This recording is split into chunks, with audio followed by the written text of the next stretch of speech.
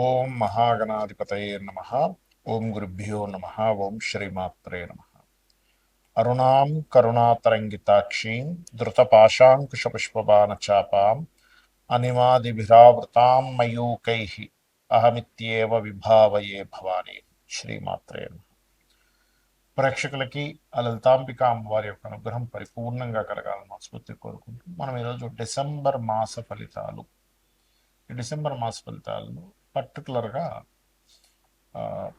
ఏ రాశి వారికి ఎలా ఉండబోతుంది అంటే, పర్టికులర్గా మీ రాశి వారికి రాశి తెలిస్తే రాశి చూసుకోండి, లేదు లగ్నం తెలుసు అనుకుంటే లగ్నం చూసుకోండి.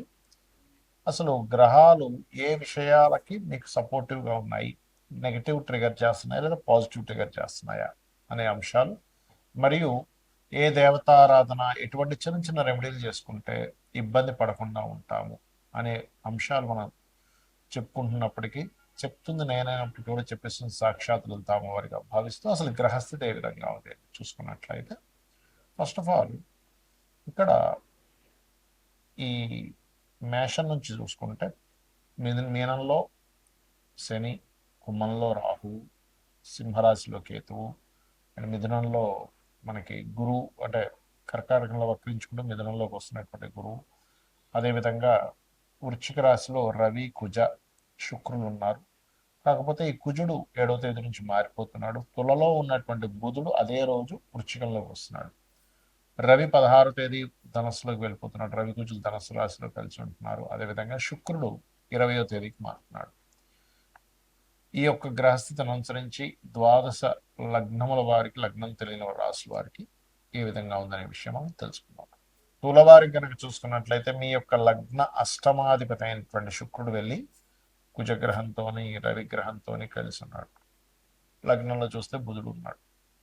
దీనివల్ల ఏంటంటే కొంత లగ్నంలో బుధుడు తండ్రి గారు ఆస్తి లేదా విదేశాలకు వెళ్ళి చదువుకోవడం, ఇట్లాంటి వాటికి అనుకూలత ఇస్తాడు ఎవరైనా ఫ్రెండ్స్ ద్వారా కొంత సహకారం అందడానికి. కానీ ఎప్పుడైతే ఈ శుక్రుడు 2వ స్థానంలోకి వెళ్ళి, లగ్నాధిపతి 2వ స్థానంలోకి వెళ్ళి అక్కడ కుజుడు రవి ఉన్నందుకు ఫైనాన్స్ మ్యాటర్స్, అంటే ధన సంబంధించిన మరియు కుటుంబ వ్యవహారాలకు సంబంధించిన విషయంలో కొంత ఒక ఫస్ట్ వీక్ కొంత ఘర్షణంగా ఉంటుంది. మరలా 17వ తేదీ నుంచి అన్నదమ్ములతోని లేకపోతే ఒక మాట మాట్లాడడం వల్ల కొంత ఘర్షణ వాతావరణం ఏర్పడుతుంది. కాకపోతే ఎఫర్ట్స్ పెరుగుతాయి అక్కడ. కాకపోతే ఇక్కడ ఎప్పుడైతే మీకు పంచమ స్థానంలో రాహు ఉన్నాడో, రాహు ఆలోచన స్థానాన్ని, ఊహాస్థానాన్ని, వీటన్నిటిని పెంచుతూ ఉన్నాడు. కాబట్టి ఏదైనా ఒక నిర్ణయం తీసుకునేటప్పుడు లేదా ఫ్రెండ్స్తోని షేర్ మార్కెట్ రిలేటెడ్ సంబంధించిన అంశాల్లోని కొంత జాగ్రత్తగా ఉండండి. ఇక మీరు నిత్యము చేయవలసినటువంటి దేవత ఆరాధన ఏమిటి, కెరీర్ పరంగా ఎలా ఉంటుందంటే, కెరీర్ పరంగా కొంచెం అప్ అండ్ డౌన్స్ ఉంటాయి, డోంట్ వరీ. బట్ క్రియేటివ్ ఫీల్డ్స్లో ఉండేటువంటి వారికి, రాజకీయ నాయకుడికి కొంతవరకు అనుకూలత ఉందని చెప్పుకోవచ్చు. అయితే ఇక్కడ సర్వసాధారణంగా తులవారికి ఏంటంటే ఎంత చేంజ్ అవుతుంటే అంత బాగుంటుంది చెప్పాలంటే. బట్ ఫస్ట్ వీక్ తర్వాత నుంచి కొంచెం కెరీర్ చేంజ్ అయినా కూడా కొంతవరకు అనుకూలత లభించడం ఇటువంటివన్నీ కూడా ఉంటాయి. మీరు నిత్యము కూడా దుర్గాదేవి ఆరాధన చేయండి. మీరు ఎంత దుర్గాదేవి యొక్క ఆరాధన చేస్తూ ఉంటే అంత బాగుంటుంది. కెరీర్ పరంగా బాగుండడానికి ఓం శ్రీమాత శ్రీ మహారాజ్ని శ్రీమత్ సింహాసనేశ్వరి నమః, ఓం మాణిక్య మకుటాకార జానుద్వయ విరాజితాయై నమః అని మంత్రం చేయండి. అన్ని విధాలు బాగుంటుంది. చాలా మంది నన్ను అడుగుతున్న అంశం ఏమిటంటే, గోచారంలో గ్రహస్థితి బాగోలేదు కానీ మన జన్మజాతకంలో బాగుంది, అప్పుడు ఎటువంటి ఫలితాలు వస్తాయి, అసలు జన్మజాతకంలో చూసి ఎటువంటి అంశాలు మనం నిర్దిష్టంగా అంటే ఇది ఇలా చేస్తే బాగుంటుందని చెప్పొచ్చా అంటే ఖచ్చితంగా చెప్పొచ్చు. మరి గోచారానికి జన్మజాతకానికి ఏంటంటే, గోచారం ఈజ్ కాలం. మనం ఒక పని చేస్తున్నాం, ఒక బిజినెస్ చేస్తున్నాం, మార్కెట్లో దానికి డిమాండ్ ఉంది అన్నప్పుడు మనం ఎలా చేసినా బిజినెస్ వెళ్ళిపోతూ ఉంటుంది, ఎందుకంటే దానికి డిమాండ్ ఉందంటే. ఉదాహరణకి కోవిడ్ టైంలో మాస్కులు, శానిటైజర్లు ఈజీగా అమ్ముడుపోయాయి, ఎవరు పెట్టినా అమ్ముడుపోయాయి. కానీ ఆఫ్టర్ కోవిడ్ అయిపోయిన తర్వాత అమ్ముడు పోవాలంటే పోదు. ఎందుకు? కాలం అప్పుడు అనుకూలించింది, కాలం అక్కడ అనుకూలించలేదు. గోచార ఫలితాలన్నీ కూడా ఏంటంటే కాలం ఎలా ఉందని చెప్పేది. మరి మన పర్సనల్ చార్ట్లో ఏముంటుందంటే, లగ్నం నుంచి 12 భావాల్లో, లగ్నం అంటే ఈ జీవుడు యొక్క తత్వం, ఆ మనిషి యొక్క తత్వం దగ్గర నుంచి ఆ మనిషి ఏం చేస్తే బాగుంటాడు అనేది లగ్నంలో ఉంటే, మీరు ఏ మార్గంలో అంటే విదేశాలకు వెళ్ళడం ద్వారానా, బిజినెస్ చేయడం ద్వారానా, ఇంట్లోనే కూర్చో వర్క్ ఫ్రమ్ హోమ్ ద్వారానా, లేకపోతే మీడియేటింగ్ ద్వారానా, ఏ మార్గంలో మీకు ధనం వస్తుంది అనేది సెకండ్ లాట్ చెప్తాడు. అది మీ పూర్వజన్మలో చేసుకునేటువంటి పుణ్యం ఆధారంగా పలానా ప్లానెట్కి వచ్చి ఆ ప్లానెట్ రిలేటెడ్ సంబంధమైన రీడింగే అస్ట్రాలజీ. అలాగే అన్నదమ్ములతో ఉండే రిలేషన్స్, మీరు ఏదైనా ఒక ప్రయత్నం చేస్తుంటారు, ఎందుకు ముందు సాగట్లేదు అని అన్నీ కూడా థర్డ్ హౌస్లో ఉంటాయి.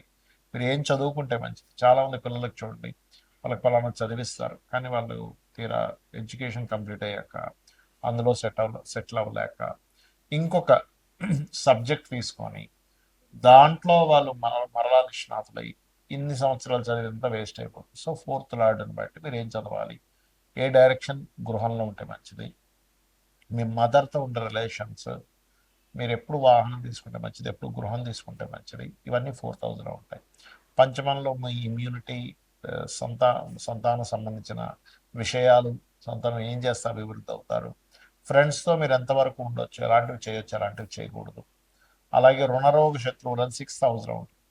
సో 6th హౌస్ని బట్టి మీకు ఎటువంటి హెల్త్ ఇష్యూస్ వచ్చే ఛాన్సెస్ ఉన్నాయి, ఎటువంటి రుణాలతో ఎక్కువగా మీరు ఇబ్బంది పడే ఛాన్సెస్ ఉంది, శత్రుత్వాలు ఎప్పుడు వస్తాయి, ఆ శత్రుత్వాలు తగ్గడానికి ఏం చేయాలి.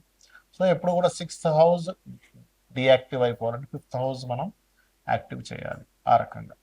అలాగే మరొక విషయం ఏంటంటే, అసలు చాలామంది చేసే మిస్టేక్ ఏంటంటే, అసలు ఇవాళ రేపు సొసైటీలో వివాహాలు విచ్ఛిన్నం అవ్వడానికి ముఖ్యమైన కారణం కేవలం పాయింట్స్ చూసుకొని వివాహాలు చేసేసుకోవడం. అది పూర్తిగా తప్పు. 36కి 18 వచ్చాయా చేసేస్తున్నారు, అది పూర్తిగా తప్పు. అసలు మీ పర్సనల్ చార్ట్లో పాయింట్స్ జస్ట్ 5% ప్రభావం చూపిస్తాయి. అసలు మీ జాతకంలో ఎప్పుడు వివాహం చేసుకోవాలి, what is the right time అంటే, ప్రతి వ్యక్తికి కూడా 18 to 20 ఇయర్స్ నుంచి, ఆల్మోస్ట్ కొంతమంది 16 ఇయర్స్కి అయ్యే ఛాన్సెస్ కూడా ఉన్నాయి. బట్ ఒక యుక్త వయసు నుంచి ఒక ఏజ్ వరకు, అంటే ఒక 30-40 వరకు కూడా 5 టైమ్స్, ఆల్మోస్ట్ 3 to 5 టైమ్స్ వాళ్ళకి వివాహ యోగం అనేటువంటిది ఫామ్ అవుతూ ఉంటుంది. అసలు అది ఏ ఇయర్స్లో ఫామ్ అవుతుంది, ఏ ఇయర్లో చేసుకోకూడని సమయాలు ఉన్నాయో తెలుపుతుంది మన జ్యోతిషాస్త్రం. అంటే ఇక్కడ ఏంటంటే, ఒక వ్యక్తి బిజినెస్ పెట్టాడు, అసలు డిమాండ్ లేనటువంటి సమయంలో బిజినెస్ పెట్టి నాకు బిజినెస్ కలిసి రాదంటే అలా మే తర్వాత మనం స్కూల్ బుక్స్, లేకపోతే బ్యాగ్స్, స్కూల్ డ్రెస్లు అమ్ముదాం అనుకుంటున్నాం జూన్లోను జూలైలోను. అయ్యో ఏమిటోనండి, స్కూల్ బుక్స్ అసలు ఎవడు కొనట్లేదు, బ్యాగ్స్ ఎవరు కొనట్లేదు, స్కూల్ డ్రెస్లు ఎవరు కొనట్లేదు అంటే ఆల్రెడీ స్టార్టెడ్. నువ్వు మే ముందు అంటే జనవరిలోనో ఫిబ్రవరిలోనో అమ్మితే నువ్వు కొంటారు. అలాగే నీ పర్సనల్ చార్ట్లో ఎప్పుడైతే నీకు వివాహం చేసుకునే యోగం ఉంది, ఎవరితో చేసుకుంటే బాగుంటుంది, నీ జన్మజాతకంలో ఏమైనా 2 మ్యారేజ్ యోగాలు ఉన్నాయి, దానికి నువ్వు ఎటువంటి పరిహార మార్గం చేసుకోవాలి, ఎటువంటి పర్సన్ నీకు ఖచ్చితంగా వస్తారు, దాన్ని నువ్వు యాక్సెప్ట్ చేయాలి, అగ్రెసివ్గా ఉండే వాళ్ళ, సున్నితంగా ఉండే వాళ్ళ, మనీ మైండెడ్, కాస్త ఎక్కువ తెలివితేటలు ఉండే వాళ్ళ, అబద్ధాలు చెప్పి అన్నీ వస్తున్నాం. సో అది నువ్వు యాక్సెప్ట్ చేయాలి. అలాగే అదొకటే కాకుండా వృత్తి కానివ్వండి, వ్యాపారం కానివ్వండి, ఇన్వెస్ట్మెంట్స్ కానివ్వండి, విదేశాలకు వెళ్ళడం కానివ్వండి, ఇలాంటి అన్ని అంశాలు కూడా చాలా స్పష్టంగా మనం ఇందులోకి వెళ్తే, ఈ పని చేస్తే హ్యాపీగా ఉంటాము. ఎందుకంటే ఫైనల్గా అందరికీ కావాల్సింది హ్యాపీనెస్. సో హ్యాపీగా ఉంటామనేటువంటి విషయాన్ని ఉదయాన్నే యాక్సెప్ట్ చేయాలి. నీ పూర్వజన్మ కర్మ ఏమిటి, ఎందుకు నీకు ఇన్లాస్తో గొడవలు వస్తున్నాయి, ఎందుకు నీ తమ్ముళ్ళతో గొడవలు వస్తున్నాయి, లేకపోతే అక్క చెల్లెలతో గొడవలు వస్తున్నాయి, దానికి రెమెడీ ఏమిటి, నువ్వు ఎటువంటి చిన్న చిన్నవి, మనం ఏదో పెద్ద వేలు లక్షలు ఖర్చు పెడితేనే నీకు రెమెడీ అవుతుందని లేదు. చిన్న నామస్మరణ కూర్చొని ఒక అరగంట సేపు కూర్చొని, రిలేటివ్స్తో గొడవలు వస్తున్నాయి, ఓం కర్పూర వీటికి ఆమోద సమాకర్ష దిగంతరాయనం, లేదండి ఎంతో కెరీర్లో ఎంత ఇబ్బంది పడుతున్నా నాకు రావట్లేదు, ఓం మాణిక్యం ఒకటాకారం జాగ్రత్త రాజుతాయి, ఇలా అనేకమైనటువంటి లలితా సహస్రనామాల నుంచి తీసుకొని మనం రెమెడీ చేసుకోవచ్చు. శ్రీమాత్రే నమః.